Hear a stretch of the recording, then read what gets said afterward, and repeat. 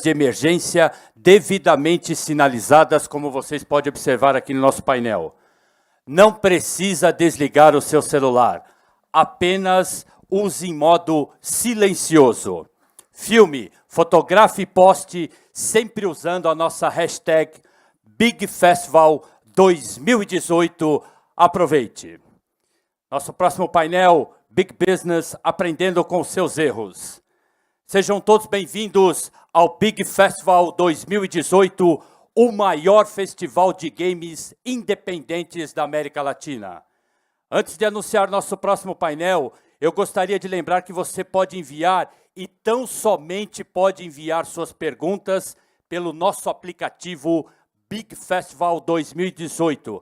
É só baixar o aplicativo, escolher a palestra que estamos e mandar a sua pergunta, ok? Aproveite também o sinal livre do Wi-Fi aqui do Centro Cultural São Paulo. Nossa próxima palestra traz um tema bastante interessante. Big Business, aprendendo com seus erros. Quero que vocês recebam com muitos aplausos esse craque, já nosso conhecido do ano passado, Reginaldo Valadares, da Rovio. Seja bem-vindo, Reginaldo. Obrigado, Luiz. Obrigado, gente. Então, eu estou fazendo esse negócio de palestra há uns 20 anos já. Eu nunca deixei de ficar nervoso. Então, desde já vou anunciando. Eu também terminei essa palestra, essa apresentação, há 5 minutos atrás. Então, vamos ver o que é que vai dar. Então, eu que controlo aqui, né? Meu nome é Reginaldo Valadares, eu trabalho para a Rovio. Quem aqui conhece a Rovio? Levanta a mão, por favor. Ok. Então tá bom. Então não vou nem explicar. Eu vou falar um pouco sobre os erros crassos, os erros mais catastróficos, eu acho, assim, que eu conheço da Rovio. Eu tenho 3 fases dessa apresentação e eu vou tentar chegar na terceira. Dependendo de quanto tempo a gente tiver sobrando e se tiver perguntas, eu vou parar na segunda fase. Tá? Então, a primeira fase da Rovio foi bem interessante. É uma empresa que começou muito parecido com muitas empresas que começam aqui no Brasil, inclusive a minha. Ela era um projeto de faculdade e o fundador da Rovio, chama Nicholas Head, ele fez esse projeto e ele pegou um financiamento da Nokia. E com esse financiamento, ele montou um pequeno time e começou a fazer um bocado de work for hire, que é muito parecido com o que a gente faz aqui também, e um bocado de jogos pequenos, assim, de celular. Naquela época, era aqueles celulares feature phone da Nokia. Então, você fazia o jogo de uma forma mais rápida. Mas ele estava com dificuldades de manter a empresa. Teve até o momento em que ele começou a precisar de dinheiro, o Work for Hire não estava dando, e ele hipotecou a casa da mãe dele, do pai dele. E foi all in. Estava sem grana e ele disse, eu vou até o final aqui. Ele se capitalizou e ele continuou fazendo os jogos dele. Só que os jogos não estavam encaixando. Quantos jogos, vocês forem chutar um número aqui, quantos jogos vocês acham que eles fizeram antes de fazer Angry Birds? 51. 51 jogos, nada encaixava, até que eles fizeram esse jogo Angry Birds.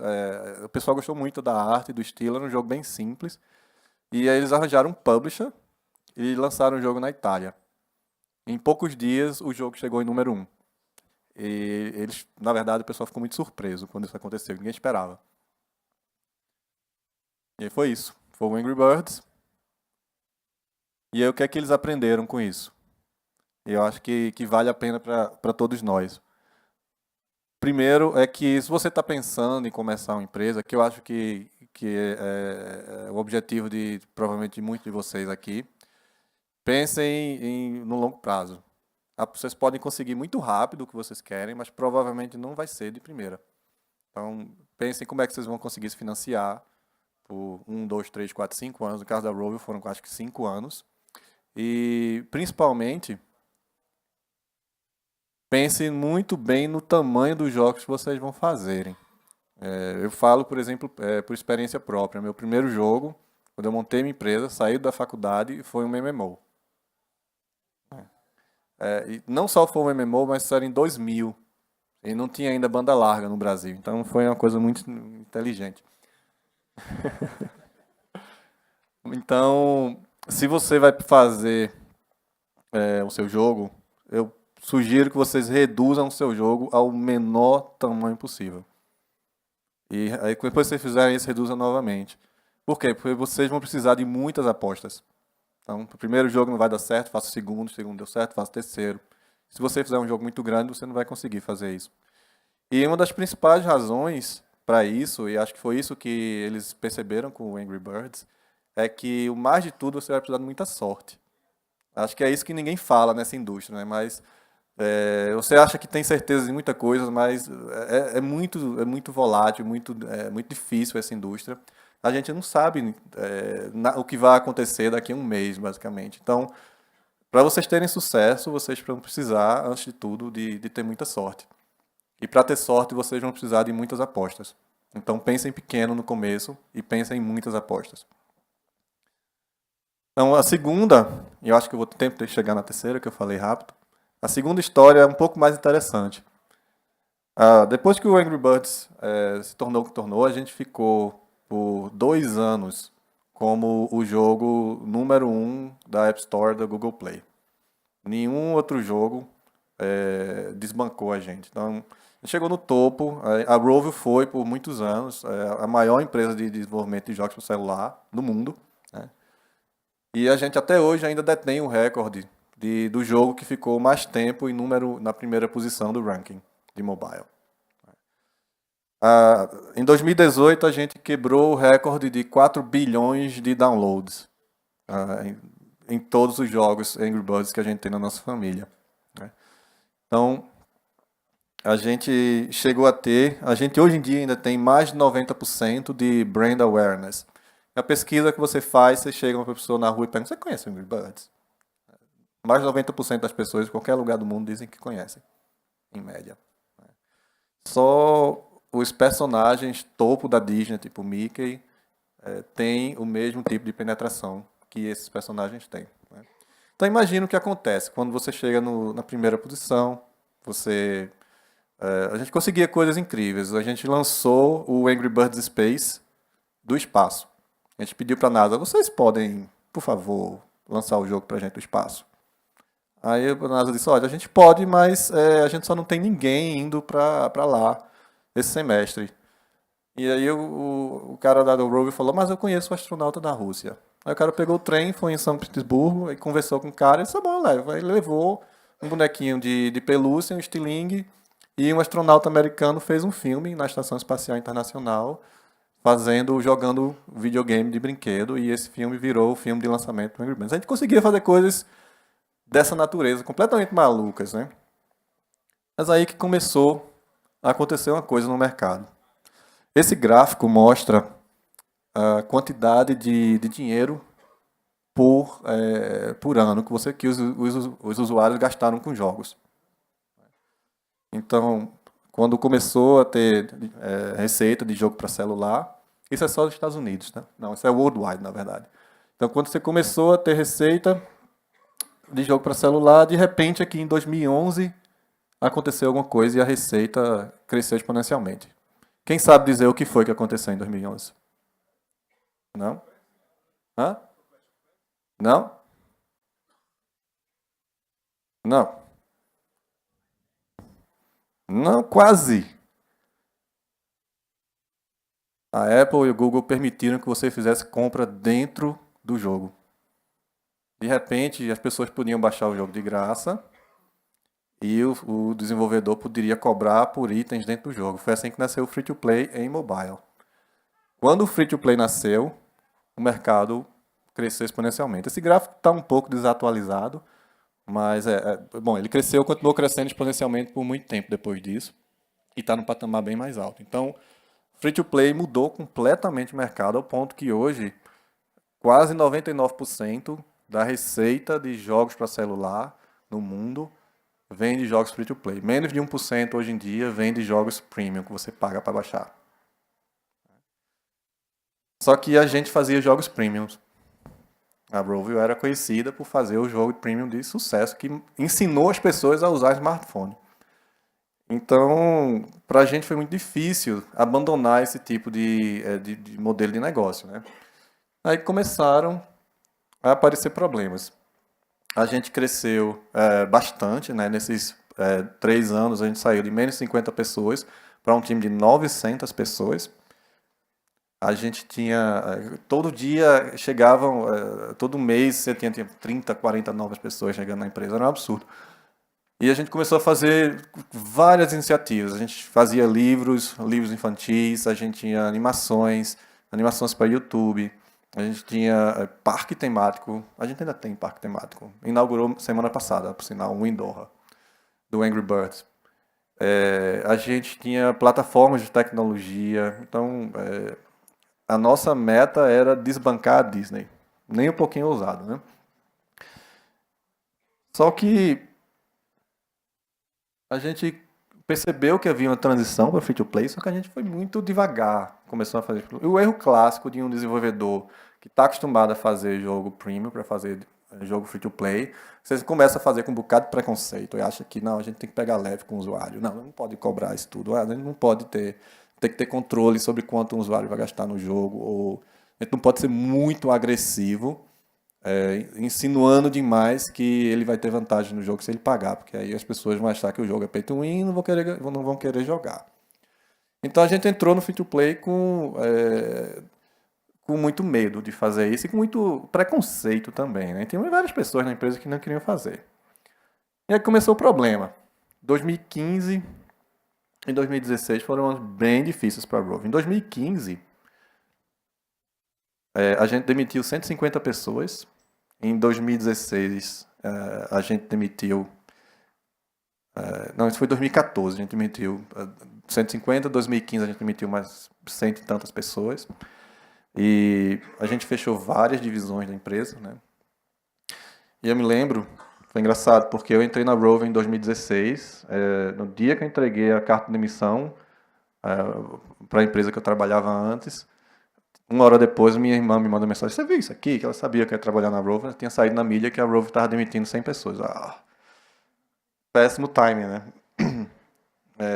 Muito off. Metade do time de contabilidade e finanças da empresa se demitiu naquele ano, né? Então, quando o pessoal que cuida do dinheiro da sua empresa se demite, você tem medo. E o mais difícil de tudo é que existia uma resistência cultural muito forte dentro da Rovio em fazer free-to-play. As pessoas não queriam. As pessoas não queriam fazer free-to-play. Eu lembro que quando eu assumi o estúdio de Estocolmo, naquele ano 58% do time tinha se demitido. Mais da metade. Mas num time de em torno de 40 pessoas, tinha menos de 20 restantes lá. E a maioria das pessoas que tinham experiências seniors tinham se demitido. E fazia muito sentido isso acontecer, porque as pessoas que a gente contratou para montar aquele estúdio estavam vindo da DICE, pessoas que vinham trabalhando em Battlefield, Avalanche, né? Todo mundo acostumado a fazer jogo premium. Eles foram contratados com o propósito de fazer jogo premium para mobile. Esse era o propósito do estúdio. Mas aí o mercado mudou e a proposta do estúdio mudou e aí as pessoas saíram, foram embora. Então eu tive que contratar, feito um louco quando eu cheguei lá. E no final de contas, a gente acabou parando várias iniciativas que a gente tinha. Então a gente parou de fazer livro infantil, parou de fazer animações, essas coisas ou viraram empresas próprias. A gente, por exemplo, hoje tem outra empresa da Rovio que chama Hatch, que faz tecnologia, uma plataforma de streaming de jogo, de celular, que está indo muito bem, inclusive. Mas aí saiu da Rovio e foi seguir seu próprio caminho. E outras coisas simplesmente a gente parou de fazer. E com isso a gente caiu. A gente reduziu para apenas 2 unidades de negócio. A gente resolveu se focar naquilo que a gente fazia melhor, que era a parte de jogos. E, curiosamente, apesar de toda essa montanha-russa de altos e baixos, o setor de jogos, desenvolvimento de jogos da Rovio, sempre continuou crescendo. Ano após ano, desde o lançamento da empresa, todo ano a gente faz mais jogo com jogos do que a gente fez no ano anterior. Isso continua até hoje. Mas as outras iniciativas a gente resolveu parar de fazer. E daí a gente tem hoje uma unidade que faz jogos e tem uma unidade que licencia a marca Angry Birds. Por exemplo, para fazer o filme, a gente licencia a marca, a Sony paga um fee para a gente para usar a nossa marca e fazer o filme do Angry Birds. Né? E a gente hoje reduziu para 400 pessoas. Muitas saíram voluntariamente, outras a gente acabou reduzindo. E mais importante de tudo, a gente aprendeu a fazer a aquisição de usuários, fazer o marketing. Porque uma das grandes mudanças quando você está fazendo free-to-play em relação a premium, quando você faz o premium, é como se fosse uma corrida de velocidade. Você vai, termina o jogo, tem que ter um lançamento assim com bastante barulho, você gasta uma grana de marketing, faz um vídeo de $100 mil, e tem um cara lá pagando jantar não pagando jantar, mas conversando todo dia com o pessoal da Apple e do Google para que o lançamento seja muito grande. Porque o sucesso do jogo vai depender de quão grande for o lançamento. Isso é o mercado premium. E a gente fazia as coisas desse jeito. E aí a gente passou a fazer agora de uma forma completamente diferente. A gente faz o maior lançamento que a gente consegue, mas a gente entende que o principal trabalho, a principal dificuldade quando você está fazendo um jogo, não é mais antes de lançar, é depois que você lança. Provavelmente você vai passar muito mais tempo trabalhando no seu jogo, se o seu jogo é free to play e for bem sucedido, depois que você lança do que no tempo que você gastou para fazer. Então você gasta 2 anos fazendo um jogo e você vai, se tiver sorte, vai ficar 5, 6, 7 anos trabalhando nele depois. E para isso você não tem mais como depender da Apple ficar fazendo propaganda do seu jogo, ela vai fazer uma vez. Então você tem que aprender a fazer a propaganda você mesmo, e aquisição de usuário, que é User Acquisition, a gente teve que aprender na marra a fazer. E com tudo isso, em 2016 foi o ano da virada da Rovio. A gente tinha... Eu cortei algumas partes aqui.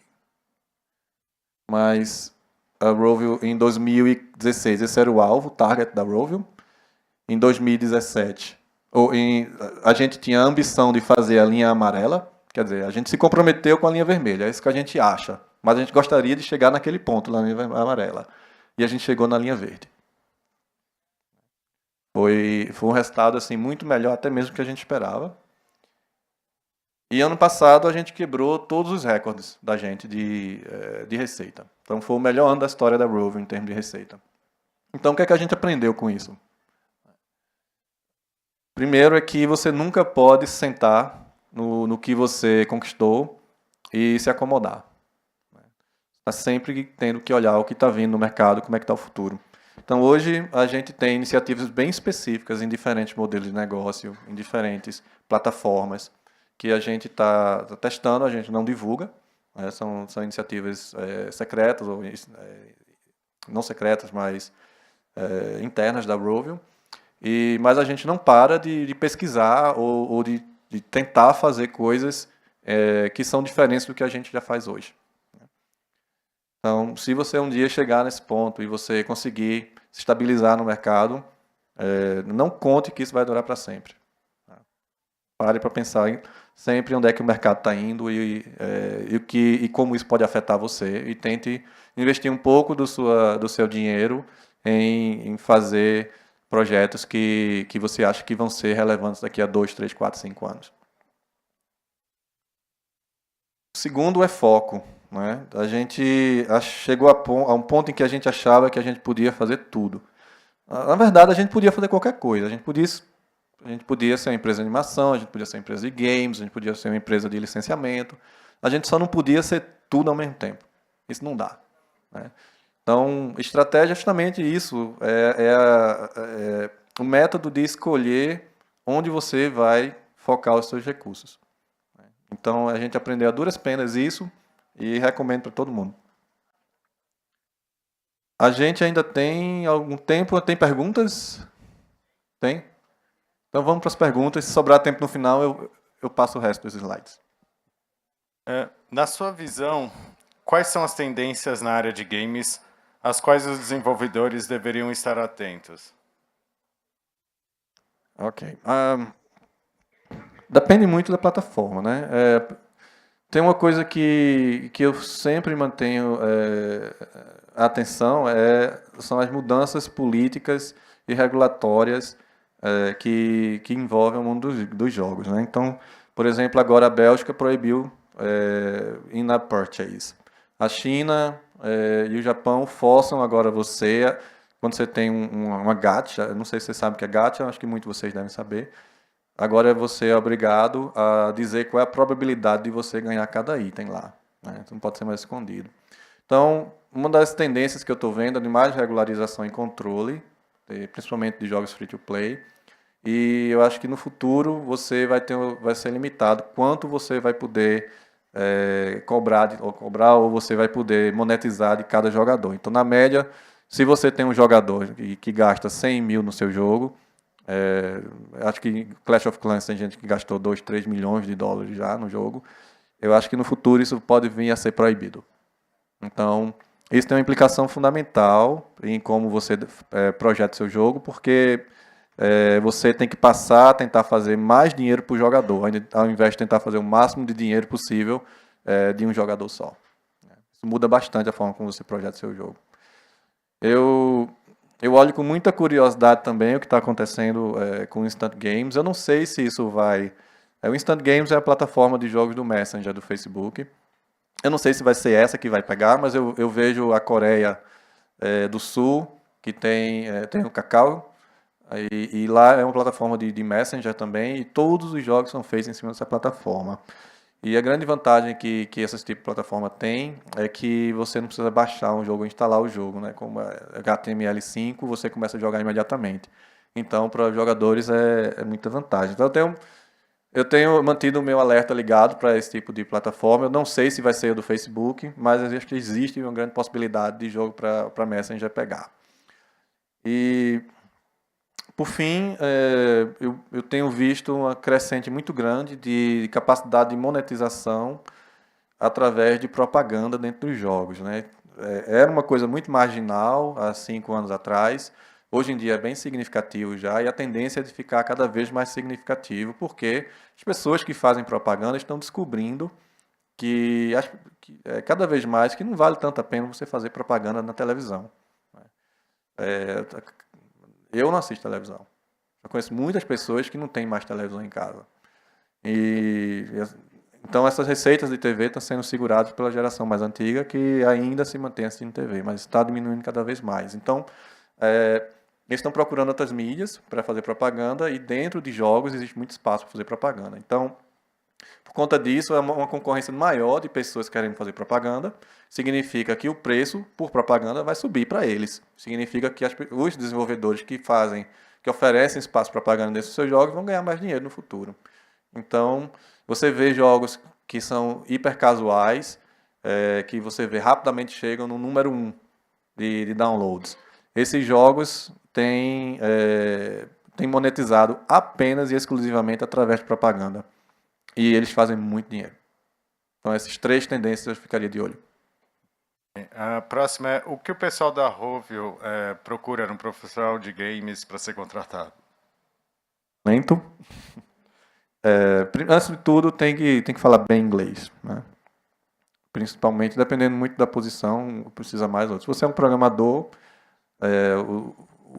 a sua capacidade de comunicação em inglês não precisa ser tão alta quanto um game designer. Um game designer tem que não só explicar às pessoas o que ele faz, mas tem que convencer as pessoas, tem que ser muito bom em argumentação. Então é mais difícil. Então você tem que praticar bastante, você tem que ser capaz de passar ideias complexas em inglês. A dica é: se você conseguir paquerar uma pessoa em inglês, acho que pronto, está no nível bom para ser contratado. E segundo, talento, né? Tem muito talento aqui no Brasil em arte, muito talento em programação, que são disciplinas que você consegue desenvolver suas habilidades mesmo fora de jogos. Você consegue se tornar um artista excelente fazendo peças publicitárias, por exemplo, ou um programador excelente fazendo projetos que não são necessariamente ligados a jogos. Então, quando você começa a fazer jogos, você já tem você já traz uma bagagem muito forte. mais difícil é game design, porque você só consegue ficar bom em game design fazendo game design, né? E fazendo bons game designs. E normalmente você aprende a fazer game design estando de um lado de uma pessoa boa, que tem experiência. Então é o mais desafiador. Então, se você tiver a chance, tiver um designer bom, numa empresa que você conhece, vai lá, trabalha com o cara, porque o aprendizado vale muito a pena. Mas é isso que a gente procura. A gente procura talento, pessoas que tenham um inglês bem fluente, que sejam capazes de comunicar ideias complexas, e mais importante, obviamente, que tenham disponibilidade de morar fora, né? Obviamente. A gente tem escritório na Suécia e na Finlândia, não é uma vida ruim, mas o inverno pode ser bastante desafiador, né? Não necessariamente só o frio. O frio pode ser difícil para algumas pessoas, mas o que pega mesmo é a falta de luz. A gente só experimenta isso. Eu sou de Recife, então a diferença entre o verão e o inverno lá, a duração do dia é meia hora. Para mim não é sempre a mesma coisa. Mas agora lá em Estocolmo está anoitecendo mais ou menos 11 da noite. E não anoitece realmente, o sol se põe, mas ainda fica meio claro, como se fosse assim, pôr do sol aqui. E amanhece às 3 da manhã. Então, você não dorme. E no inverno é o oposto, né? No inverno, amanhece 10 da manhã, 3 da tarde.